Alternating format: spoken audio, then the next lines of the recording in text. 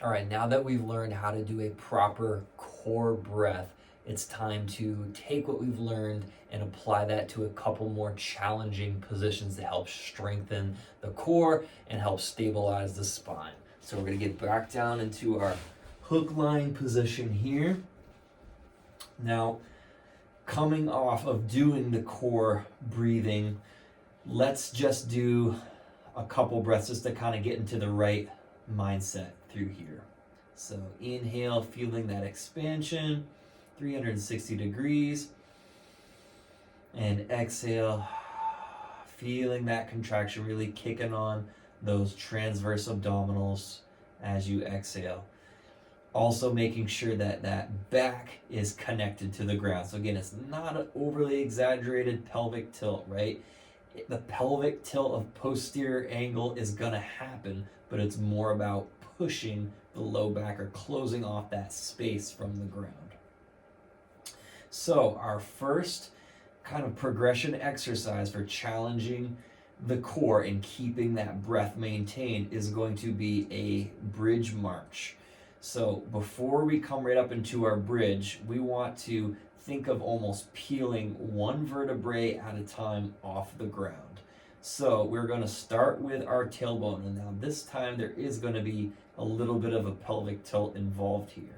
So we're going to think of first lifting our sacrum, which is like our tailbone area off, and then our L5, which is our lowest lumbar vertebrae, and then L4, L3, L2, L1 kind of curling up. And as I'm doing that, I'm really emphasizing that movement through pushing my feet into the ground. So now you can take your hands off your ribs because we've got the breathing down and we're kind of in this bridge, this pelvic tilt bridge, right? So I'm feeling my hamstrings. It's okay if you're not quite feeling your glutes because we are using a lot of posterior chain, especially our hamstrings, to hold us up here. While we do that, now I just want you to see if you can elevate your hips kind of up a little bit higher. It's going to give a little bit of length to the front of the hips, the flexors, and get a little bit more glutes turned on. As we do that now, I want you to, without lifting your feet, start to transfer the weight from one foot to the other. Maybe go like 80-20. So go 80% to your left and then 80% to the right. As you're doing this, and as I'm giving you these new cues, I want you to keep up with that core breath. So you inhale, and then you exhale. And you maybe time that with one side and then the other. Now you may feel like that's too much time to be on that side. So to keep this balance, here's what we're going to do. We're going to go left, right, left on the inhale, and then go right, left, right on the exhale. This way it's going to keep it balanced going every 3 steps. So I'm going to slightly lift my feet just for the purpose of showing you what that looks like. So it's going to be inhale, and exhale.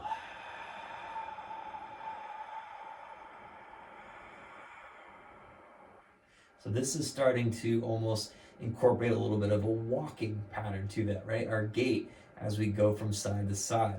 Sometimes walking can recreate back pain or hip pain. So we are teaching now how to transfer the weight from foot to foot while keeping our core connected and everything stable. So I want you to keep up with this little transfer. You can start to pick up your feet, but if you're feeling like you're losing the stability of your hips, then only go pressure, right? So don't actually pick up the foot. Imagine your pelvis is a bowl of water filled to the top, and I don't want you to spill a drop out from side to side. So you're really using your posterior chain, the posterior core, to help this out here. If you're starting to feel the top of the lower back muscles or right around the sacrum area start to tense up, come back down, reconnect your lower back, and you can even do this one from this hook line position. So I have my sacrum just kind of hovering off the ground here. And this might be your starting point. Going up into that bridge might put too much pressure right away. If those lower back muscles are already kind of hypertonic and tight, that might just kind of send them off too soon. So you can come right down to this hook lying position and do that same core breath, right? We inhale as we go 3 steps, and it doesn't matter which one you do. And then you exhale as you do 3 steps. So then that way every time it kind of stays balanced, right? Inhale. Exhale.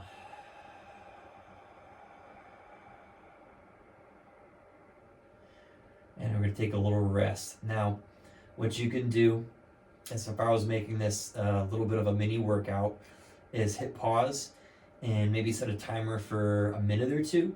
Don't go too much more than 2 minutes and do this technique. But for the sake of the video, we're going to keep things moving and go to the next technique. If you're ready to go for it, if your hamstrings are already smoked, then you can keep moving with me.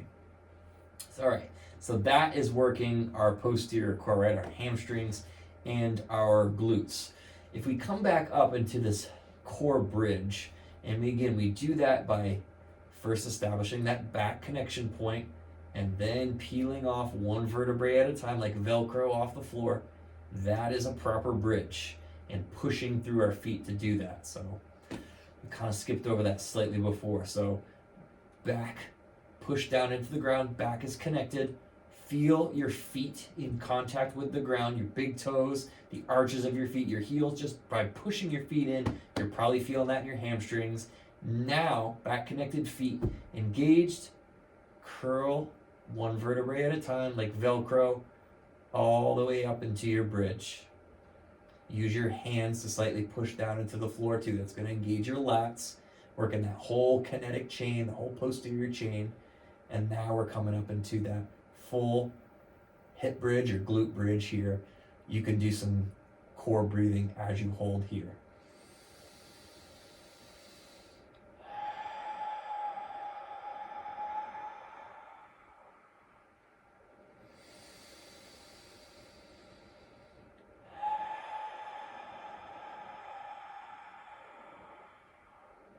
And let's come down, kind of shake it out, let go of the tension.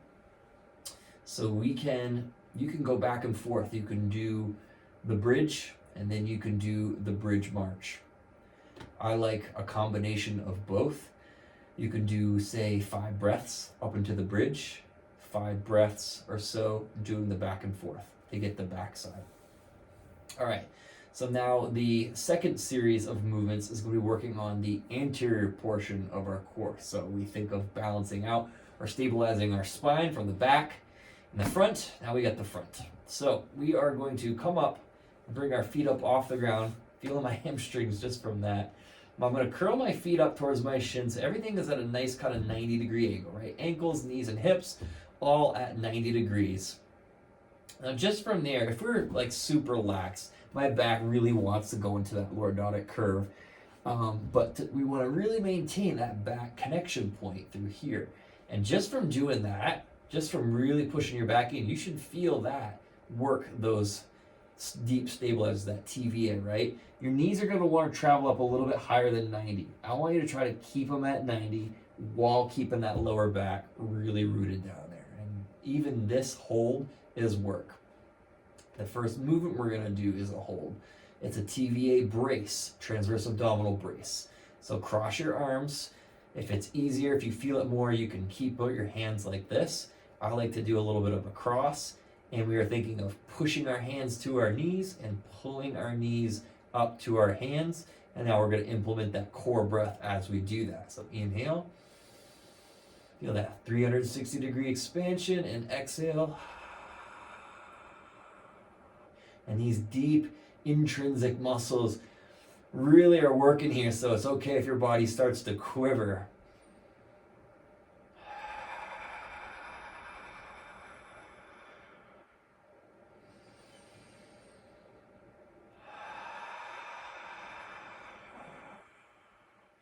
Whew, good, and take a little rest from there. You might feel your hip flexors working out there. That is okay. It just means that they are kicking on as some secondary core, which isn't terrible. They do help flex your hip, which will help bring them up there, which is why it's nice to kind of sometimes toggle back and forth between the bridge, which is extension, and then this one, which is hip flexion. Think of when you're walking, right? Your hips got to flex and extend. So don't be afraid of any pain or tightness kind of feeling in the front of the hip, as well as the lower back. Sometimes feeling things in the lower back, as well as the front of the hip, doesn't mean you're doing it wrong. It just means that muscles you haven't trained in a while, muscles that are deconditioned, are just waking up and turning on. Note that difference between kind of muscular discomfort and actual pain. Actual pain would be like something sharp and something sudden that's kicking wrong, right? A little bit of fatigue, a little bit of muscle fatigue is actually what we're going for.